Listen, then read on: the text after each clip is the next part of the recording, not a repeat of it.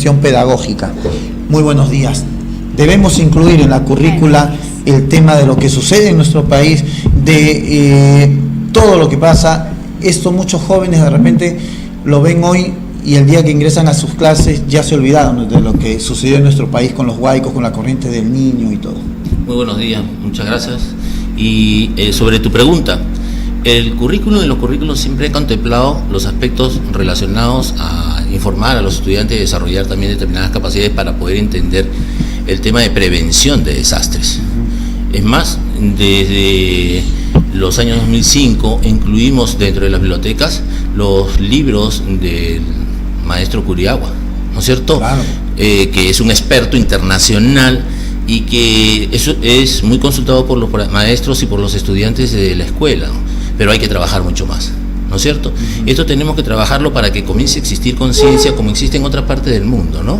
En que cuando llegan a ser autoridades nuestros futuros jóvenes, ellos tomen en cuenta cómo sembrar árboles, ¿no es cierto? Porque no se trata de solo retirar a una población, sino cómo siembro árboles como barreras naturales, ¿no es cierto?, que me van a cubrir o van a encauzar por donde vayan a venir los huaicos. Por eso en la época del incanato hacían estos desniveles, ¿no? Sembraban los andenes, exactamente, y varios desniveles sembraban, ponían piedras. Realmente es bastante más simple de todo esto de que, no, luego vamos a ver cómo vamos, como dices Marquito, cómo les vamos a devolver su vivienda, ¿cierto? Pero no les devuelven los recuerdos, ¿verdad? La historia no es algo estático que tenemos que mirar, ¿no es cierto? Sino es algo vivo y que no debe servir de experiencia. ¿Por qué tenemos puentes, acá solo en Lima, puentes que tienen cientos de años, vienen los huaicos, viene el río Rima, pero no se lo llevan, como se llevan puentes nuevos? ¿No? Y eso es lo preocupante, ¿no? Se te ponen un puente y al mes o a los 2 meses se lo llevó el huaico. Ahora, lo que yo veo, Guillermo, es el tema de qué fácil se saca ahora la plata para, vamos, entre comillas, reconstrucción o para comprar carpas y todo, pero ese dinero no lo podemos utilizar mejor para prever, para dictar charlas, para decir, señores, salgan de acá, vamos a poner geomallas, vamos a... pongas lo que pongas, a veces con la naturaleza no se puede, pero el sembrar árboles es una buena medida, es la barrera natural que van a tener las poblaciones. Además ayuda a poder contener todo el tema del cambio climático, ¿no es cierto? Exacto. Y entonces van a ayudarnos en nuestras diferentes regiones a poder proteger un poco más a nuestras poblaciones, a nuestros futuros ciudadanos, a las futuras ciudades, y podemos tener mejores formas de crecer y desarrollar las ciudades.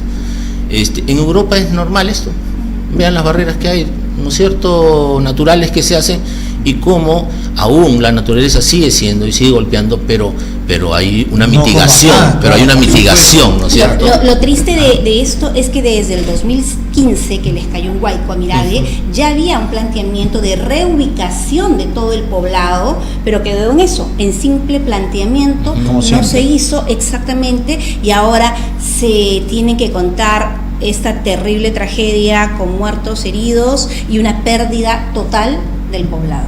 Sí, necesitamos que las normas y las leyes se cumplan, ¿no es cierto? Exacto. Ese es un tema. Guillermo, el tema muy importante y en el cual eres todo un entendido en la materia como es viceministro de Gestión Pedagógica. El Estado, el Ministerio de Educación ha dado marcha atrás con el tema de la calificación por letras, que LNS, claro, LS, LD, cómo se va LI. a calificar, pero es tan fácil, porque yo no creo que tú hayas dicho vamos a dar esta calificación y ya no hayas movido todo un aparato para empezar con los cambios y todo, que de repente le han costado al Estado. Y luego, después de una semana de las críticas, y acá lo hablamos, y acá dijimos que no, y fuiste muy claro. Y yo creo que te he escuchado, Susana Helfer, ¿no?, la viceministra de Gestión, te he escuchado y ha dicho, bueno, vamos a hacerle caso a Guillermo, y ha retrocedido con el tema, pero esto ya le costó al Estado. Bueno, sí, porque se informó desde que el día 4 comenzaba una capacitación, entiendo yo de que la capacitación empezó, entonces hay ahora toda una tarea de hacer desaprender a los maestros lo que aprendieron durante estos días y comenzar a impulsar toda esta nueva capacitación con los profesores que van a ser primero seleccionados y puestos para el primer grado de secundaria, es donde se va a comenzar a aplicar. Yo en primer lugar creo que es importante saludar todas las posiciones que hubieron para tomar una línea correcta, ¿no es cierto? Y que el ministerio lo haya hecho así. Creo que hay que también entender a los maestros y hay que comprometerlos en esta tarea. El cambio en algún momento tenía que darse, ¿sí? Bueno, dicen que a los malos momentos hay que sacar las mejores oportunidades, ¿no es cierto? Y esta es una muy buena oportunidad, entonces, para que junto con los maestros de primaria que tienen una gran experiencia en esta evaluación, podamos hacer un plan de capacitación, pero con acompañamiento, ¿de acuerdo? O sea, no solo se trata de decirles, muy bien, ahora estas van a ser las letras con las que vamos a evaluar, ¿no es cierto? Estos son los calificativos, esta es la interpretación, sino cuáles son los criterios que se utilizan para poder evaluar las competencias de los estudiantes de manera criterial, de manera que sea descriptivo lo que yo voy encontrando en el desarrollo y en la evolución y en los logros de aprendizaje de mis estudiantes. Esta parte es muy importante y nosotros debemos recurrir a quienes ya pasaron por la experiencia. ¿Quiénes han pasado por la experiencia? Nuestros maestros de primaria, ¿no es cierto? Entonces, y los maestros de secundaria lo han visto muy de cerca, porque estaba en el mismo diseño curricular que ha estado funcionando hasta el año pasado, ¿sí? Entonces creo yo que aquí hay que hacer un buen plan de capacitación que sea sostenido en el tiempo, que acompañe a los maestros que van a iniciar esta tarea durante todo el año. Porque eso no es de un mes, no es de 15 días, no es, claro. Eso es 6 meses. Cambiar de un sistema a otro lleva un tiempo, si no sería una cosa improvisada. Claro, y de repente para los alumnos de primero y secundaria no le va a afectar porque vienen de A, B, C, D, ¿no? Pero para los de tercero, cuarto, quinto, que están acostumbrados a un 17, a un 11, o una mamá de ver una letra y felicitarlo o sacarle la muela al hijo, también esto le va a chocar, ¿no? Lo interesante es que comienzan con primero y secundaria, ¿no es cierto? Tenemos el tiempo suficiente, pero que además esto en otros países que ya se viene aplicando, porque también ha habido muchas preguntas de cómo hacemos con las notas cuando van a la universidad o cuando tienen que postular a una universidad extranjera.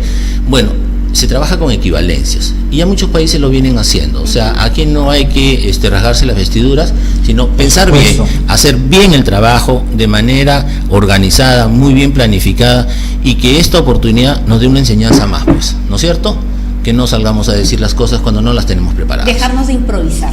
Totalmente. Dejarnos de improvisar, y si se va a hacer, que se haga pero con el debido tiempo de anticipación, es decir, ya se tiene la idea, para el próximo año se podría ejecutar, pero no de un mes a otro. Claro, o sea, ¿cómo se trabajan, Guillermo, cómo se trabajan estas políticas o los cambios en el Ministerio de Educación o en cualquier otro ministerio? O sea, tienes un asesor y de repente una mañana llega tu asesor y dice, ¿qué te parece si cambiamos a los números por letras?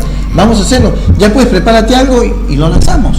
Porque pareciera que últimamente los gobiernos o las autoridades de turno trabajaran de esta forma, como para contentarte. Vamos a hacer esto ya, para ver que digan que estamos a la par con la educación en América Latina o en el mundo, pero las cosas no funcionan así, pues. No, se recurre a una serie de pasos primero, ¿no es cierto?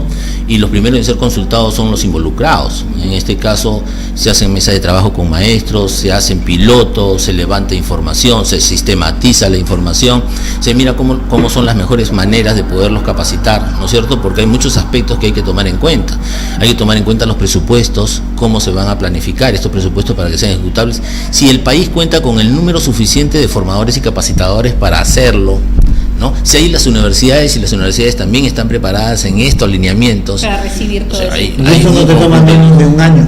No, tienes que planificarlo seriamente, tienes que hacer una buena planificación para que precisamente el impacto sea sumamente positivo, ¿no es cierto? Para maestros, para la educación, para los estudiantes y para la sociedad. Claro, porque no es solamente tener la idea, sino es capacitar a todos los maestros del Perú para que puedan entender que si, por decir, en primaria tienen AD, A, B, C, y esto lo van a llevar hasta primero de secundaria, bueno, de alguna forma los maestros de primaria podrían haber entendido y los de secundaria saber, Sí. pero si de ahí les das una nota del LMS, logro muy satisfactorio, LS satisfactorio, no muy satisfactorio, o sea, ya hay una confusión que Sí. genera, ¿para qué tanta letra y para qué todo Sí, eso? yo creo que veamos lo positivo de esta situación, en el sentido de que los padres que van a entrar a primero y secundaria ya vienen con sus hijos siendo evaluados. Por supuesto. Y eso Exacto. eso ya es muy bueno. Eso está genial. ¿No es cierto? Yo entiendo perfectamente ahí sí la calificación, la Adela, pero cuando me dijeron LMS dije, Dios mío, y ahora mi hijo de secundaria tenía las mismas inquietudes, el hecho de que ya no voy a ver la nota, cómo va a ser en cuanto a la paridad con las universidades, cuando postule, me imagino que deben haber convenios, pero de todas maneras uno queda con la incertidumbre, ¿no? Aun cuando a ellos se les califique con nota cuantitativa, también hay que comenzarles a explicar qué es lo que se espera del resultado de su logro de competencia, ¿no es cierto? ¿Y qué es una competencia? ¿Cómo se consigue una competencia? ¿Cuáles son los elementos que participan en ese desarrollo de la competencia, como son los contenidos, ¿no es cierto?, temáticos, que han venido a menos, ¿no? O sea, se les ha satanizado por trabajar los contenidos. Ustedes en este momento me están haciendo una entrevista. Miren, el tema entrevista está en el currículum. Se trabaja con los estudiantes. ¿Por qué? Porque se pretende lograr que logren determinadas competencias comunicacionales, pero no solo eso, sino seguridad en sí mismo, que es la parte valorativa, ¿no es cierto? Y que sean capaces de poder sacar adelante. Desarrollo social, conversar y Perfecto. poder... Guillermo, vamos a una pausa y retornamos. Por Encantado. favor, no se muevan, regresamos.